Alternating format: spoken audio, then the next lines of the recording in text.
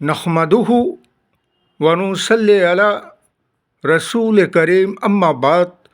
पश्चिम बंगला का पीर फुरफुरा दरबार शरीफ मुजद्दिदिया जवान फिर अबू बकर सिद्दीक रहमतुल्लाह अलैहि का संगठन ऑल इंडिया मुजद्दिदिया मिशन सर्वधर्मों सम्मेलन कमेटी के सदस्यों हैं हम मोहम्मद आसिफ। इसके अलावा सर्वभारतीय जातीय कांग्रेस नेशनल इंडिया गठबंधन पश्चिम बंगला राज्य कांग्रेस कमेटी के सदस्यों हैं हम हिंदू मुस्लिम सिख ईसाई जैन क्रिश्चन आदिवासी दलित हम सब है भाई भाई। मजहब नहीं सिखाता आपस में बैर रखना। हिंद है हम, ये वतन है हमारा।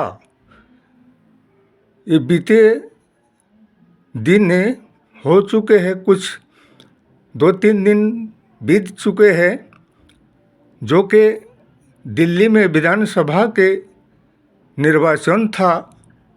और इस निर्वाचन में अगर केजरीवाल अपने आप को इतना होशियार ना समझते और अगर इंडिया गठबंधन से अपना समर्थन हटाकर अगर अकेले चुनाव ना लड़ने की सिद्धांत लेते, तो अगर इंडिया गठबंधन के साथ समझौता में रहकर अगर राहुल गांधी को अगर 20 सीट भी देते ना, तो आज ये दिन देखना नहीं पड़ता और ना ही ये नौबत आता। इसलिए कि अरविंद केजरीवाल अपने ही पैरों पर खुद कुल्हाड़ी मार लिए हैं। इसलिए कि उन्होंने सोचा था कि मैं अकेले ही दिल्ली राज्यों के 70 सीटों का चुनाव जीत लूँगा, लेकिन वो पिछले की बात कुछ और था और अभी का बात कुछ और है। इसलिए कि बीजेपी को हराने के लिए ही इंडिया गठबंधन जोट शरीक दल को सबको लेकर बनाया गया है। लेकिन तुमने कांग्रेस का साथ छोड़कर अपने ही पैरों पर खुद कुल्हाड़ी मार लिए हो और बीजेपी को जीतने का सुविधा दे दिए हो। इसलिए वो जीत गए और तुम हार गए।